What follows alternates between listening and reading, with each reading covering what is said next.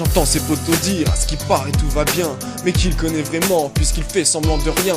Le sourire sur ses lèvres montre pas ses mauvaises passades. La nuit il change de couleur, un ravalement de façade. Il sortait son stylo pour résumer son combat. Dans sa tête ça tombe plus rond, il a rangé son compas.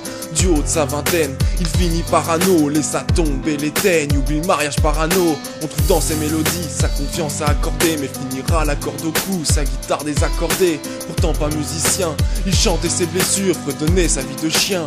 En deux temps de mesure, sa daronne lui en voulait, que son frère le suivait, tous disaient qu'il changeait. Normal vu ce qu'il bédavait, personne ne l'arrêtait. Il devenait borné, ses mains sont même paumées, ses neurones erronés.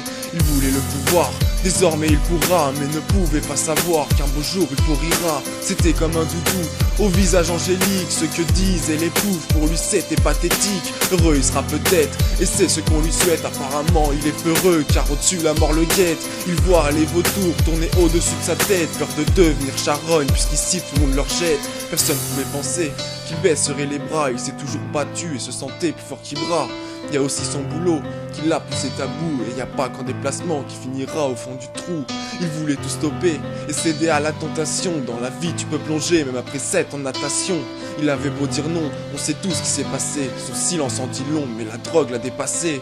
Plus le temps passe, plus il se retrouve déçu. En amour c'est l'impasse, il en a marre des plans cul. Et coule ces bateaux barbares qui ne disent que des blabla. Pour moi c'est trop bâtard de raconter ce qu'il fait pas. Il les faisait toutes fuir, mais le faisait inconsciemment. Ce qu'il veut c'est la séduire pour lui rapétier un mot. Du genre tactilien, prêt pour retourner sa veste. Et son côté italien, c'est dans ses verbes, c'est dans ses gestes. On l'a maintenant démasqué, ce comédien délarté. C'est comme s'il recherchait une comédie sur Arte.